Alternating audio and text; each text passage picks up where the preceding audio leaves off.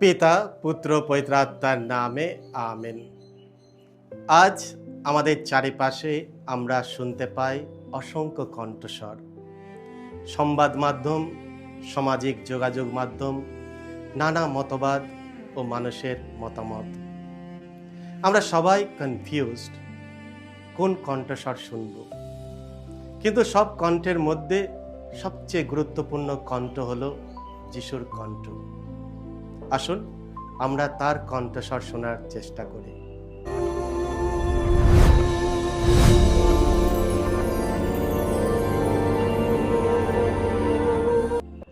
খ্রিস্টতে আমার পরম প্রিয়জনেরা, আজ অগস্ট মাসের 6 তারিখ, সাধারণকালের 18তম সপ্তাহ, বৃহস্পতিবার।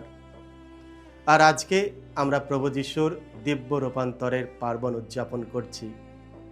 আর আজকের এই পার্বণ দিনে ডেলি মান্না ঈশ্বরের বাণী প্রতিদিন নেওয়া হয়েছে সাধুমতি রচিত মঙ্গল সমাচার থেকে 17 অধ্যায় 1 থেকে 9 পদ।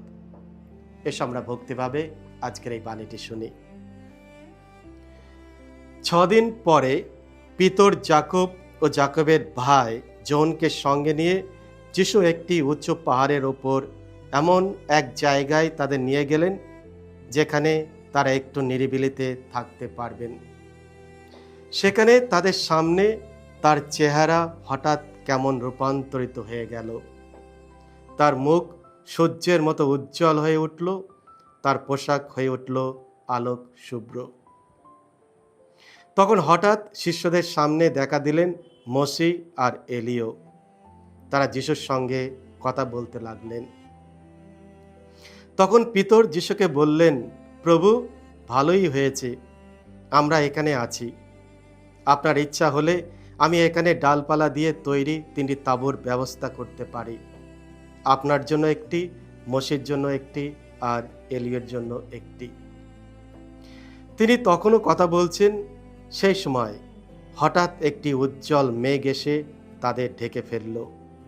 আর সেই মেঘের ভেতর থেকে কার যেন কণ্ঠস্বর বলে উঠল, এ আমার পুত্র, আমার একান্ত প্রিয়জন, এ আমার পরম প্রীতিভাজন, তোমরা এর কথা শোনো।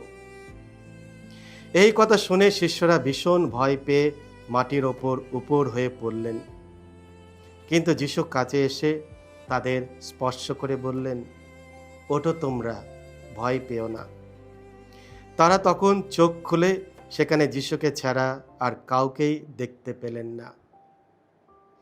পাহাড় থেকে নেমে আসার সময় যিশু তাদের এই আদেশ দিলেন, যতদিন না মানবপুত্র মৃতদের মধ্য থেকে পুনরুত্থিত হয়, ততদিন এই দিব্য দর্শনের কথা তোমরা কাউকেই বলো না। এই হলো প্রভু যিশুর মঙ্গল সমাচার।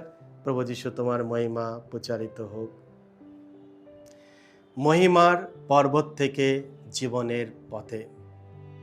খ্রিস্টতে আমার পরম প্রিয়জনেরা, আজ আমরা প্রভু যিশুর দিব্য রূপান্তরের পার্বণ উদযাপন করছি।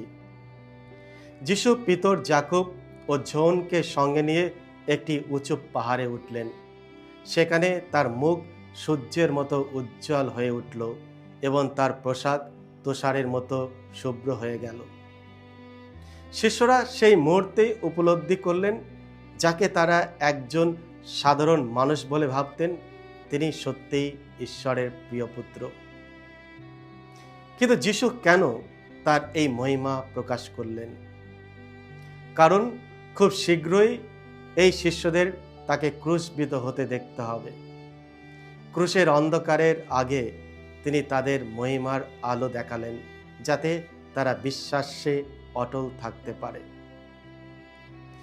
এই ঘটনাটি আমাদের শেখায়, ঈশ্বর কখনো কখনো আমাদের জীবনে আশীর্বাদের, আনন্দের এবং অনুগ্রহের কিছু মুহূর্ত দেন, যাতে দুঃখ ও পরীক্ষার সময়ও আমরা আশা না হারাই।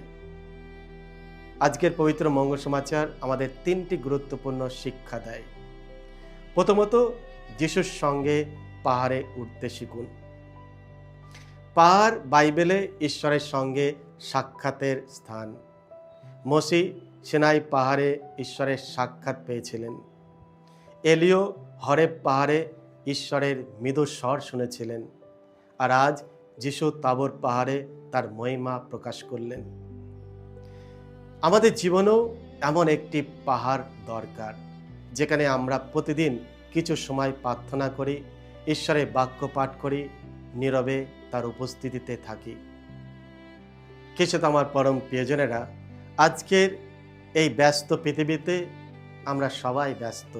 আমাদের কাজ, মোবাইল ফোন, সামাজিক যোগাযোগ মাধ্যম ও নানা চিন্তায় এত ব্যস্ত যে ঈশ্বরের জন্য সময় থাকে না। অথচ প্রার্থনা ছাড়া আত্মা শুকিয়ে যায়। যে ব্যক্তি প্রতিদিন যিশুর সঙ্গে সময় কাটায়, তার জীবন ধীরে ধীরে বদলে যায়। দ্বিতীয়ত, যিশুর কথা শুনুন। মেঘ থেকে পিতার কণ্ঠ শোনা গেল, এ আমার পুত্র, আমার একান্ত প্রিয়জন, তোমরা এর কথা শোনো। লক্ষ্য করুন, পিতা বলেনি তাকে শুধু দেখো বা তাকে প্রশংসা করো, কিন্তু তিনি বললেন তার কথা শোনো। আজ আমাদের চারিপাশে অসংখ্য কণ্ঠস্বর, সংবাদ মাধ্যম, সামাজিক যোগাযোগ মাধ্যম, নানা মতবাদ ও মানুষের মতামত। আমরা সবাই কনফিউজড, কার কথা শুনব, কোন কণ্ঠস্বর শুনব। কিন্তু সব কণ্ঠের মধ্যে সবচেয়ে গুরুত্বপূর্ণ কণ্ঠ হলো যিশুর কণ্ঠ। তিনি যখন বলেন ক্ষমা করো, আমরা কি ক্ষমা করতে প্রস্তুত? তিনি যখন বলেন শত্রুকে ভালোবাসো, আমরা কি তার আদেশ পালন করতে এগিয়ে আসি? যিশু যখন বলেন নিজের ক্রুশ তুলে নিয়ে আমাকে অনুসরণ করো, আমরা কি প্রস্তুত আমাদের নিজেদের ক্রুশগুলি গ্রহণ করে তাকে অনুসরণ করতে? খ্রিস্টে আমার পরম প্রিয়জনেরা, প্রকৃত শিষ্য সেই ব্যক্তি যে শুধু যিশুর কথা শোনে না, তার বাক্য অনুসারী জীবনও গড়ে তোলে। তৃতীয়, শুধু পাহাড়ে থাকলে চলবে না, নিচেও নামতে হবে। পিতর বলেছিলেন, প্রভু ভালোই হয়েছে আমরা এখানে আছি। তিনি 3টি তাঁবু তৈরি করতে চেয়েছিলেন, যিশুর জন্য একটি, মসির জন্য একটি আর এলিয়র জন্য একটি। কিন্তু যিশু তাদের সেখানে থাকতে দিলেন না, কারণ পাহাড়ের নিচে অসুস্থ মানুষ, দুঃখী মানুষ, ক্ষুধার্ত মানুষ এবং আশাহীন মানুষরা অপেক্ষা করছিল তাদের জন্য। আমাদের প্রার্থনা, ইউক্যারিস্ট, রিট্রিট বা ধ্যানের উদ্দেশ্য পৃথিবী থেকে পালিয়ে যাওয়া নয়, বরং ঈশ্বরের শক্তি নিয়ে মানুষের সেবায় ফিরে আসা। খ্রিস্টে আমার পরম প্রিয়জনেরা, যদি আমাদের প্রার্থনা আমাদের আরও দয়ালু, আরও ক্ষমাশীল, আরও সেবাপরায়ণ না করে, তবে সেই প্রার্থনা মূল্যহীন, উদ্দেশ্যহীন।